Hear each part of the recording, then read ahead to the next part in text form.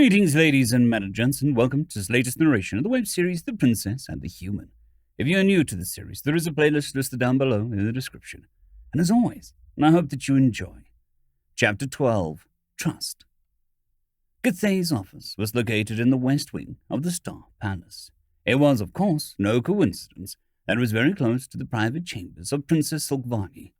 While she occasionally took care of the palace's employees, she was first and foremost the private physician of Her Highness. It was expected of her not to take many regular patients, so she would always be available should any emergency arise. Also, she was a noble. Frequently tending to commoners whom she was not affiliated with was a no-go. Of course, Gathay herself couldn't care less about that, since her father had only gotten his title posthumously. She was the first noble in her bloodline, and she certainly hadn't been raised as one. If it were just about her, she'd gladly help whoever came to her. However, it wasn't about her. She was directly employed by the princess and was one of her closest aides, meaning that whatever she did would also reflect on her. Sure, one look at the princess's merits made it obvious that she would be the one succeeding the throne.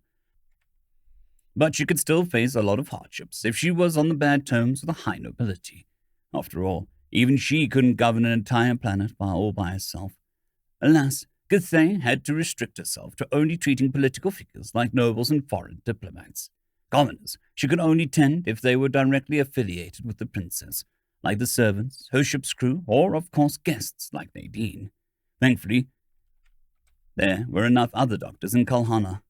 Actually, now that she thought about it, was Nadine even a commoner?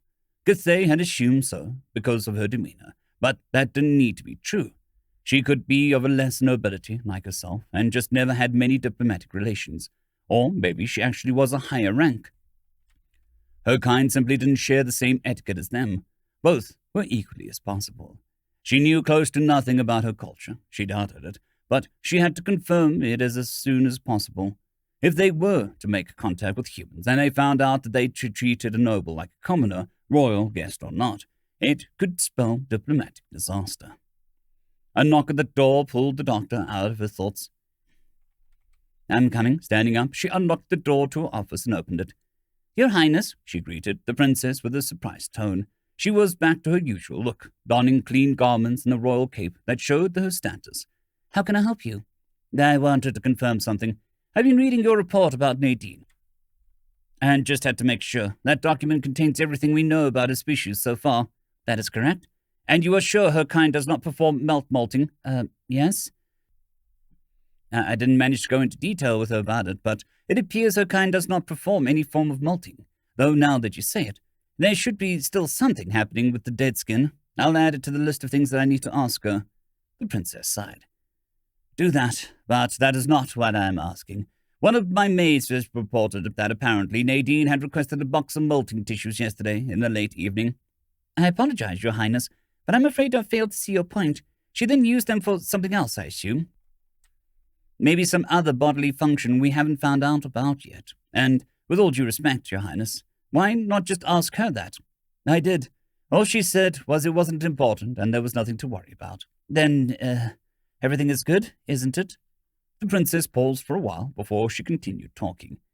"It's just, you see, I'm a politician. I can't even count how many times I've been lied to, and you think she's lying to you. It's just, I have a bad feeling about it.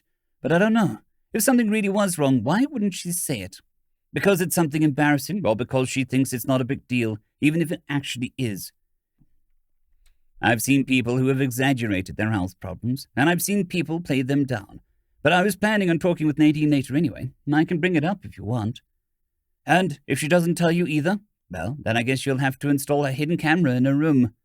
Gathay immediately realized the blunder that she had made. If someone else had heard her last sentence, it would have been a seriously bad look. Her getting sarcastic at Her Highness really wasn't something that should happen. She quickly wanted to rectify a statement, but the princess was faster. "Are you serious?" she snapped, apparently not recognizing the sarcasm. "She's a guest. That would be an insane break of trust." The doctor quietly let her finish and sat down in a chair. "Your Highness, with all due respect, what do you want me to tell you? I want to help Nadine as much as you do, but I can only do that if she lets me.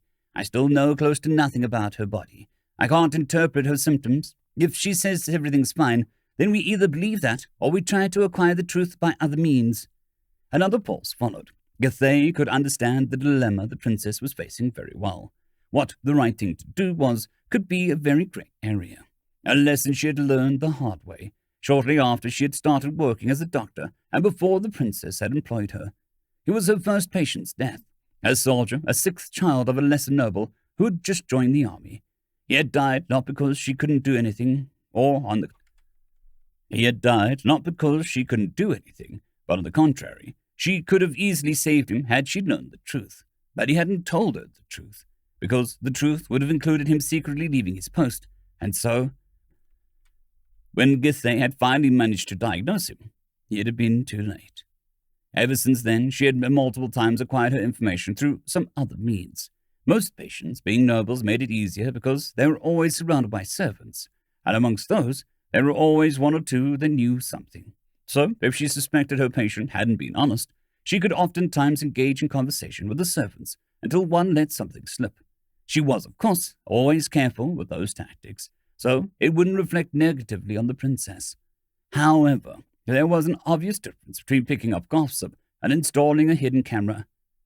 I don't know, she has lost everything and has yet done so much for us. I just want to help her with whatever I can. But surveilling her without her knowledge, wouldn't that be a crass violation of her privacy, her trust in us, and the customs of hospitality? Yes, not to mention the chance of it coming to light. She might feel betrayed. Your reputation could suffer greatly, and should her people meet ours during our lifetime, this could be a heavy strain on our relationships. And yet you think it's a good idea? The princess asked, seemingly dumbfounded by directness. It was strange. She normally was better at picking up sarcasm. If she wasn't, she wouldn't have become so successful as a politician. Was the current situation distracting her so much? No, in fact, I think it's a terrible idea, Githey clarified. That was the truth. The only reason why she had even brought up the topic was because she had spent a lot of time thinking about a certain phrase Nadine had used during their first meeting. A necessary evil. What a strange saying. She stood up and looked at the princess in the eyes. Of course, she still had to look up quite a bit to do that. Your Highness, look. We don't even know whether those thoughts are even warranted.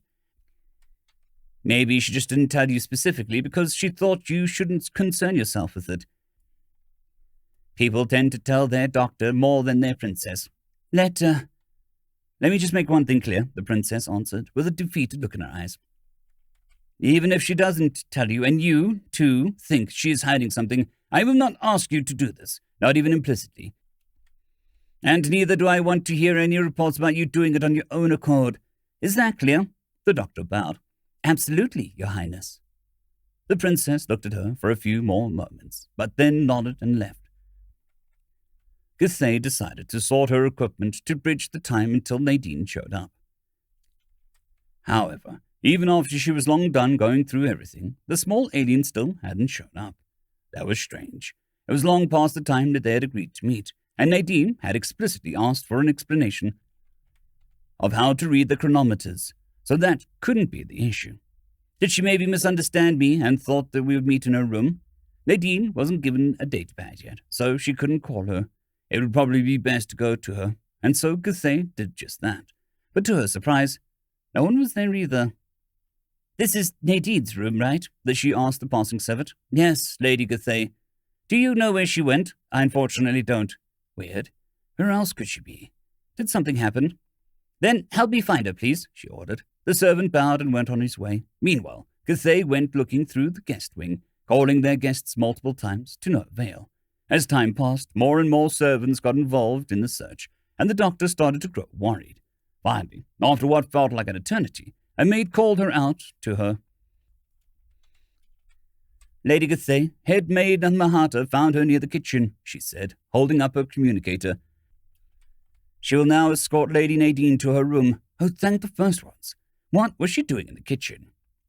She went back to the room in question, just in time to meet the head maid. Nadine was behind her, intertwining her fingers in a strange way and her gaze on the floor. Sorry, I got lost. End of chapter. I'd quickly like to thank the T5 peeps: Cold War Boomerwaffen, Severin Cerberus, Bushmaster 177, HenryTheRed, Casper Arnholtz, Cold War Boomerwaffen, Elijah Silvercross, Dragzoon W.R.E, and Severin Cerberus. Thank you very much.